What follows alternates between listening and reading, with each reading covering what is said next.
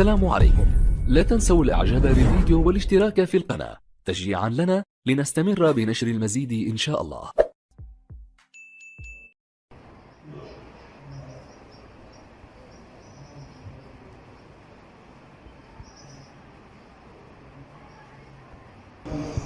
الله أكبر الله أكبر الله أكبر الله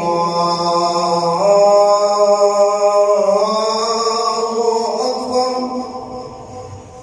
أشهد أن لا إله إلا الله.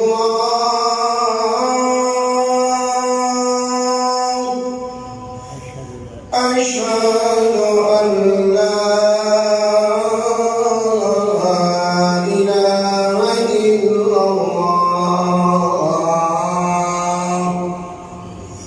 أشهد أن محمدًا رسول الله.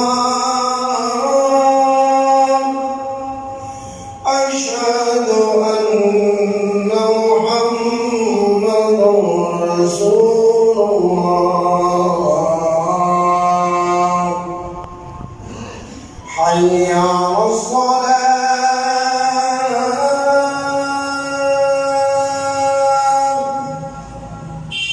حي على الصلاة.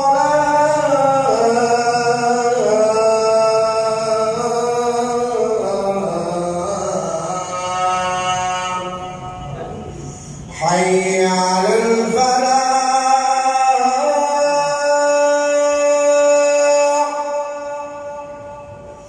حي على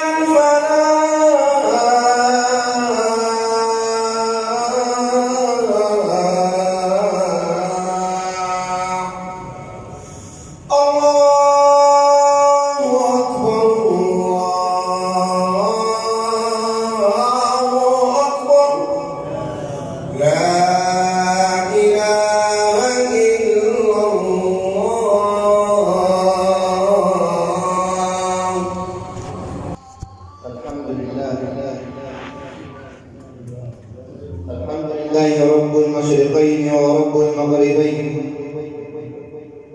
خالق الثقلين وباسط الكفين، استوى على العرش والكرسي موضع القدمين. لا تسأل بكيف ولا بأين، لأن الإله فوق الأين. سل البقرة وآل عمران، سل الزهراوين، سل سورة الإخلاص والفلق والناس، سل المعوذتين. سل سورة الرحمن عن الجنتين، سل سورة النمل عن بلقيس لما كشفت عن الساقين. سل سورة النساء عن الربع والنصف والثلث والثلثين.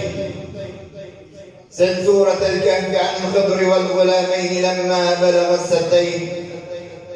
سل سورة الأعراف عن موسى لما قيل اضرب بعصاك الحجر فانبجست منه 12 عين.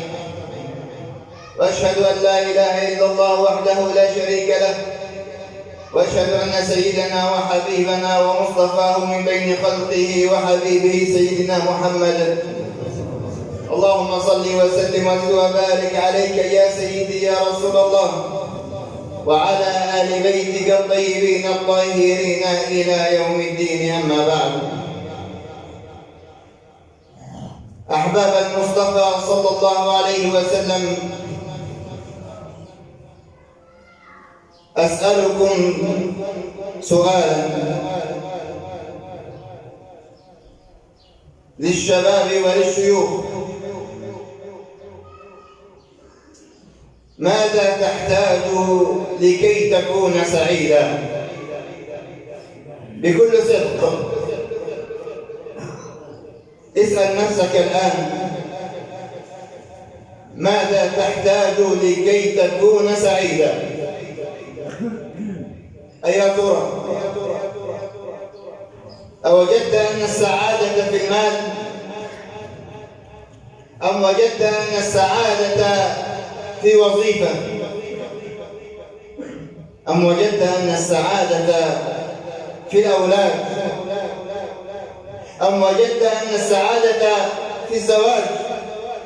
ماذا تحتاج؟ ماذا تحتاج لكي تصل إلى درجة السعادة التي أنت الآن ربما تظن أنك مفتقدها؟ ولكن أقول لك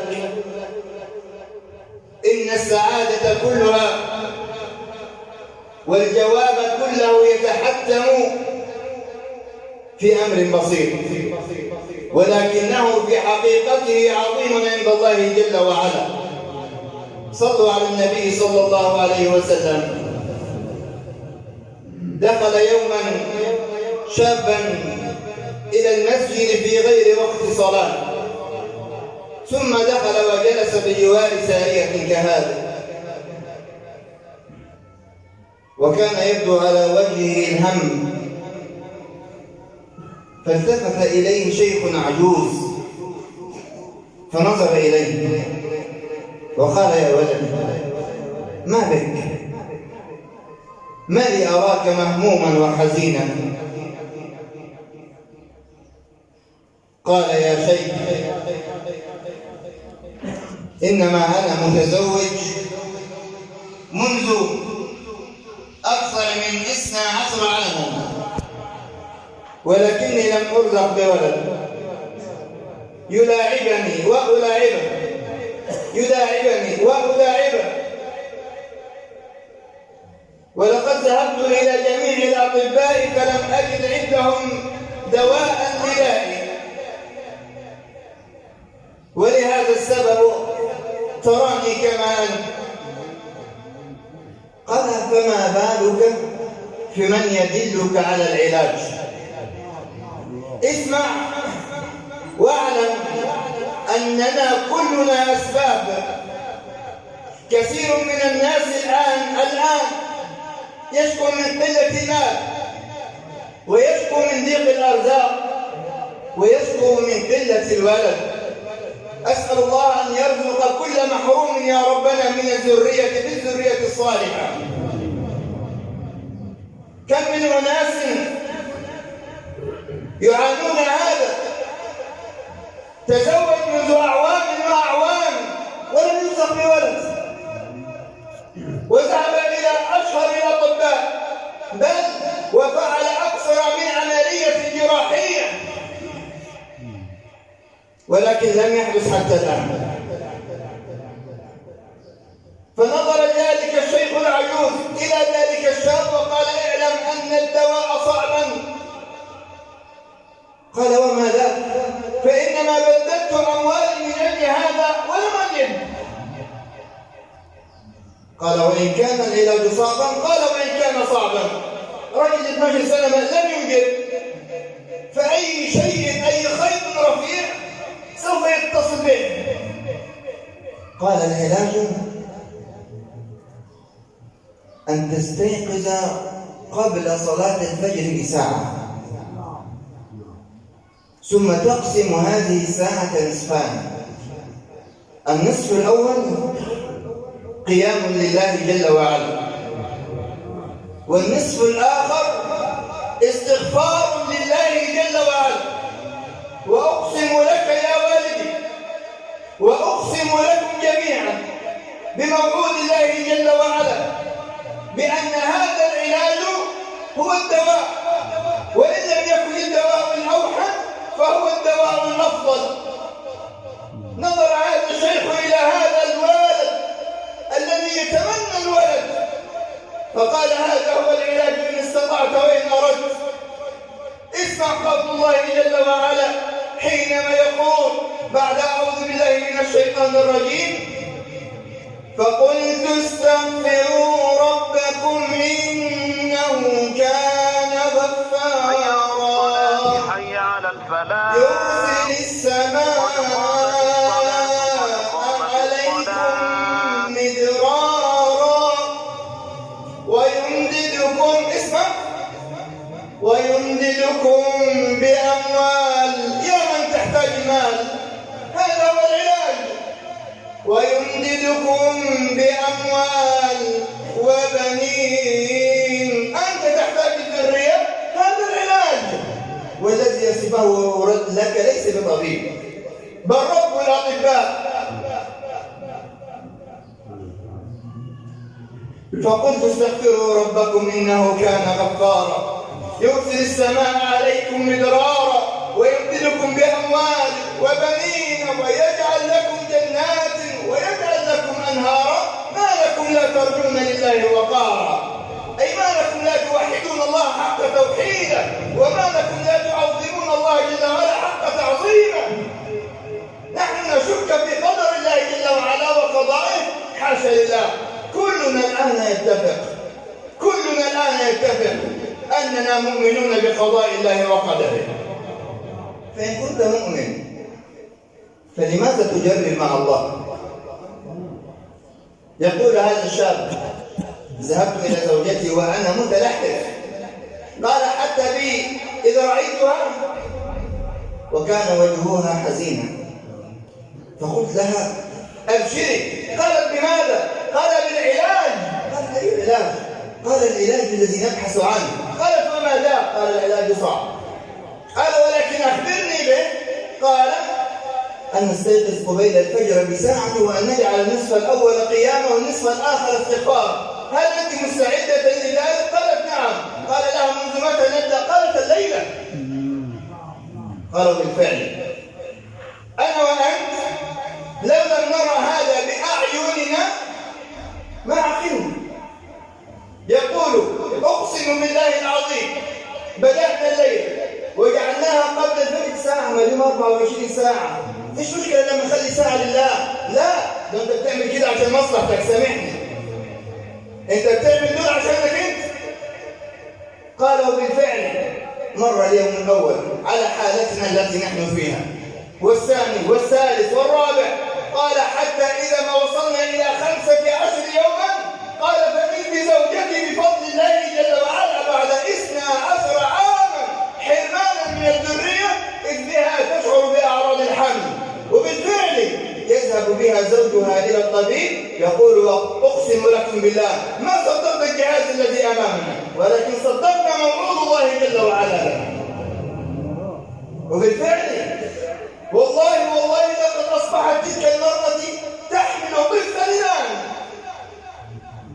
إيه هذا موعود الله جل وعلا، هذا كلام الله جل وعلا. كلنا مؤمنون بالقضاء والقدر، ولكن ينتابنا أحيانا القلق. وعندما تكن قلقا كن قلقا من مخلوق مثلك لا يستطيع أن يدبر لك أمورك ولا حتى أمور نفسك، ولكن لا تكن قلقا من الذي دبر أمور السماوات والأرض. كلنا مؤمنون بقضاء خيره وشره، متفقون. كلنا متفقون على أن قضاء الله جل وعلا خير لنا وإن كان في ظاهره شر. استنى كده، صلي على النبي صلى الله عليه وسلم. كلنا يعلم أن تدبير الله جل وعلا خير لنا من تدبيرنا لأنفسنا. كلنا يعلم ذلك وموقنون بذلك، بس عند الحقيقة تختلف الناس. إزاي؟ لما أنا أقول لك إن فلان مات، هل تعتقد أن في موت فلان هذا خيرا له ولو 1%؟ هو ممكن يكون موت، لا هو مش ممكن، ده هو أكيد في موته خير له. لا، أنا أتكلم على صاحب المصيبة بشر القضاء. هل تعلم أن فلان قد تعرض لحادث اليوم حتى أصيب بشلل نصفي؟ ده هذه كده الخير اللي فيه، إجماع للخير. واحد ماشي بحاله، بل ربما كان الولد الوحيد لأبويه وأتى بعد ربما أعوام وانتظار، ولكنه تعرض اليوم لحادث أصيب بشلل النصفي وليس له راحم ولا كفيل إلا الله. أين الخير؟ لا، هو في خير. ما يحكي هذا لنا الآن أحد الأطباء المشهورين بالقاهرة، يقول أجريت اليوم عملية جراحية لشاب كان في كلية الطب، شاب ربما عمره 20 سنة، وردة شباب. قال يقول أصحابه: كنا نقف نحن الأربع، أنا وهذا الشاب الذي قام بالعملية واثنان آخران، واقفين كده ننتظر حتى نركب سيارة، ثم تأتي سيارة مسرعة لتصطدم بهذا الشاب من بيننا، حتى إذ به أصيب بنزيف في الكلى اليمنى ولا بد من استئصالها وإما أن يموت. دي حوادث يعني ما فيهاش، دي مصايب في ظاهرها هكذا لنا. يقول وبالفعل أخبار ذلك الشاب هو بين اختيارين: إما أن يقومون باستئصال الكلى اليمنى ويعيش بالأخرى، وإما أن يموت الآن. حاجة من الاثنين ملهاش ثالث. قال رضي بما حدث، وبالفعل أجرى أطباء العملية واستأصلوا الكلى اليمنى منه. قال الطبيب: وبعد أيام من العملية ذهبت حتى أراه، فنظرت إليه فإذ به في حالة كئيبة، زعلان. هو فعلا يحب يزعل، بس زعلان ليه؟ لأنهم استأصلوا منه جزءا من جسده، فحزن لذلك حزنا شديدا. قال الطبيب لذلك الشاب: يا ولدي، انت سمعت عن القضاء والقدر؟ قال له: ايه، بس انا خسرت كثير قوي. ده الشاب كده بيكلم الدكتور، قال: ايوه انا سمعت عن القضاء والقدر، بس مش لدرجه نشيله كويس، مؤمن بيه، ولكن انا خسرت كثير قوي. هكذا كان لفظه.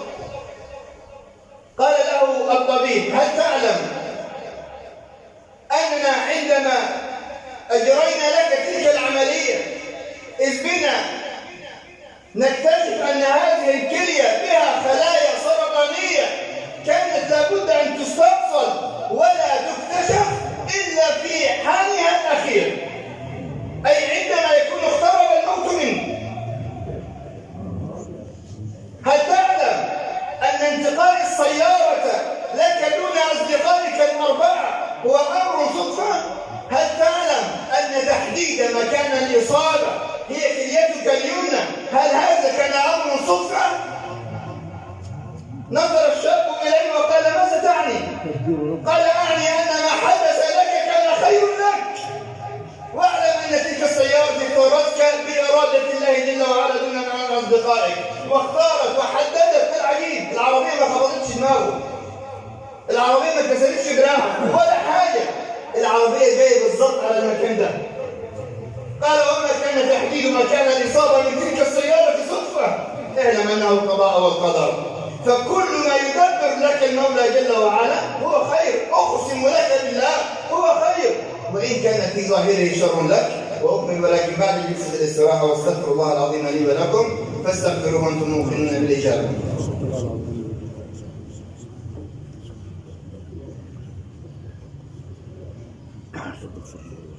الحمد لله وكفى، وصلاة وسلاما على عباده الذين اصطفى، خير الأنبياء مقاما وأحسن الأنبياء كلاما، لبنة تمامهم ومسك ختامهم، صلوا عليه أحبتي وسلموا تسليما.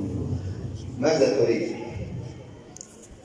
أقول لك: إن كنت تريد السعادة فاعلم أنها ليست بالمال، وليست بكثرة الأولاد، وليس بالزواج، وليس بالسفر، وليس بالعمل، وليس بذلك. إنما السعادة حقا هي الرضا، أن ترضى بما قسم الله جل وعلا لك، تكن أغنى الناس. ارضى بما قسم الله لك تكن أغنى الناس. لو أردت أن يزداد على عمرك عمرا، لو أردت أن يبلغ مالك مدادا، لو أردت أن تملك الأرض أمن عليها. أين ذهبت الملوك؟ خلي ملكك الآن، ولو لم يكن في جيبك درهم، خلي ملكك الآن كملك قارون، خلي ملكك زي قارون. راح في قارون، فخسفنا به وبداره الأرض خلي ملكك ملك فرعون. أين ذهب فرعون؟ خلي ملكك ملك أغنى رجل في العالم الآن بجميع الإحصائيات التي تراها. خلي ملكك زيه. أين تذهب أنت وأين يذهب هو؟ مكان واحد. أنا وأنت وهو مع بعض هندخل نفس القبر وتحت التراب. إذن لما تحزن ولما تقلق؟ وإليك أن تعلم أن الله جل وعلا مدبر لك أمورك، فلا تحزن. واسأل المولى جل وعلا في مسك الختام أن يرزقنا حسن التدبير، وأن يرزقنا الطاعة يا رب العالمين، وأن يرزقنا الصحبة الصالحة النافعة يا أرحم الراحمين. اللهم نسألك ربنا وأنت خير مسؤول ألا تدع لنا ذنبا إلا غفرته، ولا هما إلا فرجته، ولا دينا إلا وقضيته، ولا حاجة لك فيها رضا يا ربنا إلا قضيتها ويسرتها. اللهم فرج هم كل مهموم، اللهم فك كرب كل مكروب، اللهم اشف كل مريض مسلم يا رب العالمين.